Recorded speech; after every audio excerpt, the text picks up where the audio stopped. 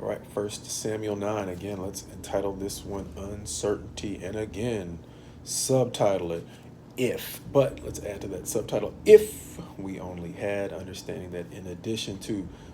keeping up with the Joneses, or sometimes seeing that the grass seems greener on the other side of the fence, we can sometimes be tempted to think that if we only had a certain set of gifts, we would be able to accomplish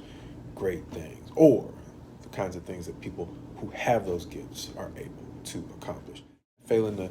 fully appreciate all of the things that go into succeeding beyond just talent. But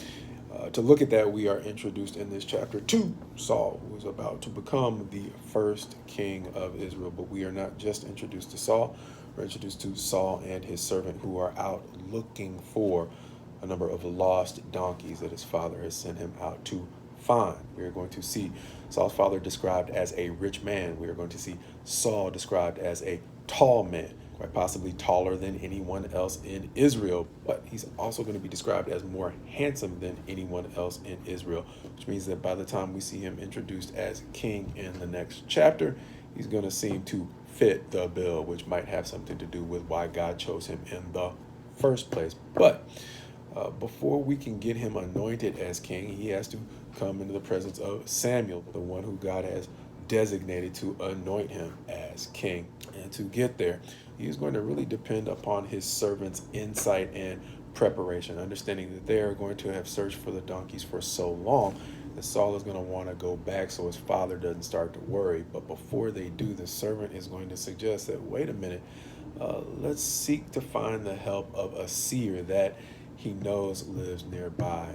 And those two things, or in that one suggestion, he's going to demonstrate two things. One, the wisdom to seek the help of a seer or a prophet, to the knowledge that there's one in the area. And then finally, when Saul poses the question, well, what are we going to give him as a gift in exchange for his kindness? He's going to say, oh, I brought some silver. Ironically enough, the servant bringing the provision of silver, as opposed to Saul, the rich kid, making sure he had enough for the journey. And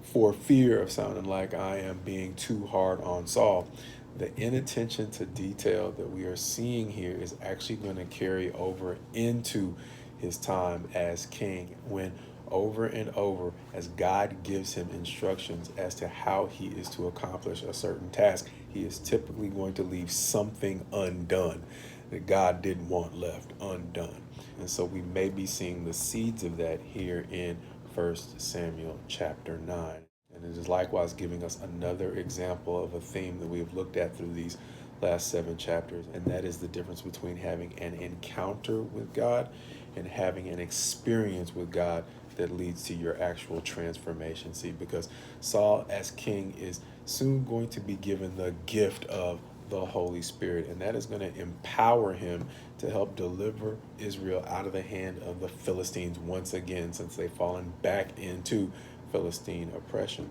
But the fact that he is given the gift of the Holy Spirit, which is going to empower him to do great things, is not going to cure his character defects. So the fact that Saul over time is going to show a willingness to have an encounter with God, but not the willingness to allow God to transform his character, means that he's only going to have an encounter with the throne, and he's not going to have both the gifts that come along with the throne and the longevity that could have come along with being king in Israel, which is why we often say God's best to you as you go forward in him, learning from the example of men like Saul, who have an encounter with the throne of Israel, but hopefully following the example of men like David, who are transformed in ways that not only give them an encounter with the throne, but give them longevity on the throne of Israel, understanding that David is the man through whom God is eventually going to bring